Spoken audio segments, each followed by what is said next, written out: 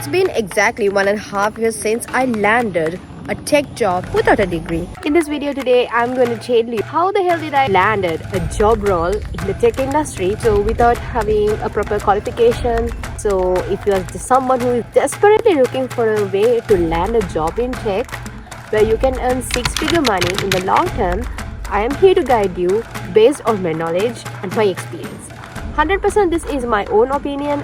I'm not gonna guarantee you that you're gonna land the job the moment that you are gonna watch this video. I'm just going to give you a proper roadmap on how to prepare in order to land a tech job. Without further ado, let's get started. Okay, truth to be told, guys, when it comes to getting a job in the tech industry, it's very frustrating. So what's currently happening now in overall job market is even crazy. So imagine I was scrolling on TikTok, okay, and I saw a CNN channel has done an interview with job applicants. He's saying that for the past 6 months he have applied to more than 400 jobs, and out of the 400 jobs he got only 2 interview calls, and from that interview call he made it to the final interview, but he didn't get the job at all. I was like, that's even crazier when you are hearing it. If you recently graduated with the IT degree or a network engineering degree, whatever sort of, or BSc in electronic and electrical engineering degree, the one thing that you need to know is there are 1,000 applicants, 1,000 undergraduates just like you. One of the most important things that you can do as undergraduate is that start network engineering beginner projects, and started like watching those tutorials and tried to build those things by myself with my broken laptop. So just like that, you start with what you can and document. Do maximum like 5 to 6 projects and go and document it and link it in your LinkedIn profile. So right after you're linking it in your LinkedIn profile, make sure to make a project portfolio, which is like building a simple website from your Canva and listing all the projects that you have done and explaining it in words. This sparks your interest and your authenticity to the recruiter who is going to see your portfolio.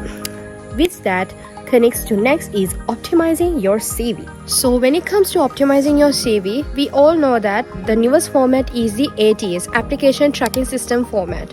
So with this, which means you are summarizing all of your information from your name to address, all your bio information, your work experience, your courses, that everything that you have done in a simple way where AI is used to track all of this information. So one of the most important things that you can do is that you can go and link your projects in this CV. Make sure to make accessible it for the recruiter, because when the recruiter goes into your project section in your CV, these need to be accessible for the recruiters to go and watch your work to get an idea on what have you actually done. So now that have you optimized your CV and also linked all of your projects, now what you should do, you should start applying to jobs. But there's one brutal mistake this every job applicant do that even myself did it until one of my colleagues helped me to recorrect it, which is sending the same CV for the same job that you were applying for. Don't ever do that, because now let's say you're going to apply for a software engineering position and you need to go and see what is the description is about. In the description they have listed down the specific skills that employer is looking from the candidate. So imagine I'm going to apply for a technical support engineer position and he is asking for like technical support, troubleshooting skills, and also communication and all the relevant technical skills and the soft skills. So what you can do is you can do a comparison between the skills that you have and what are the skills that they are looking for. And what you can do is that in the skills section, go and customize it and list down all the skills that they have requested in your CV, despite even though you don't have it, because you can learn when you are doing it, right? For example, I didn't have any troubleshooting skills when I was applying to the tech job role that I am working right now. So what I did was I just went and customized it, but I learned what I'm doing even though I was a trainee at that time. So just like that, you can learn by doing it. So it's okay, because they are not gonna question like, okay, do you have this skill, so demonstrate it. Some might do technical assessments, but this depends on the employer and the way they are going to conduct the interview. So do not ever worry and trust your gut and go and do it. I hate to break it to you, but you cannot even survive 6 months in the tech industry if you are not going to shift your mindset from a fixed mindset to a growth mindset. Every person who is working on tech industry need to know that tech is evolving from day by day. What we see today is not gonna work tomorrow. Okay, 5 years ago AI didn't work, but right now AI is on the peak and many people are getting laid off, and also many people are also really afraid that AI is gonna replace. But there is one thing that we need to understand is that if you are a smart person who knows how to leverage AI to optimize your workflows. For example, I do content creation, which is like now I do content creation. So what I use for AI is that I use AI to draft scripts and I tweak it into my own version and I do it. Sometimes I use AI in my workplace to draft emails, to draft summaries, to draft documents, and also to exactly think what should I really like in literally in my day-to-day life.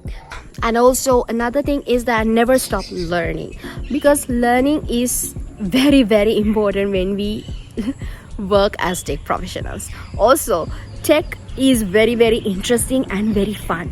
Okay, another one of the most important thing that you can do as a fresher is that networking with people. You can join to networking events, different IT communities, or send connection requests from LinkedIn. So what do I do is that in order to increase my network on LinkedIn, I send 5 LinkedIn connection requests for every person in my domain, and whenever they accept. So now think, if I'm going to send 7 days a week, 5 daily requests, it becomes 35 connection requests, which I have grew my LinkedIn network. So just imagine if I'm going to do this for a month, how much have I done? 35 into 4. Just imagine. So just like that, you need to grow your network. You need to do it. We were talking about LinkedIn networking. Also, another thing that you need to be transparent and authentic when you are sharing your journey is that you can share your journey as a beginner, how you're gonna land your tech job role, what are the things that you learn when chasing the tech, what are the things that you learn when you're doing your tech job on LinkedIn, which is you're gonna do in a storytelling aspect as much as you're gonna do it very interesting way, which is called storytelling. You have to be authentic. That's how you build your personal brand. Once people know that you are very authentic, that's how that person is very passionate on doing this tech job and how has he got very, very improving, very interesting. So by sharing your journey authentically and in storytelling way on LinkedIn, you gather an audience and also make a personal brand which gives you credibility in the long term to become a tech professional. So that's all the things that I have learned about tech industry for more than 1.5 years. If you enjoyed this video, don't forget to subscribe to my channel and I'll see you in my next video then. Bye.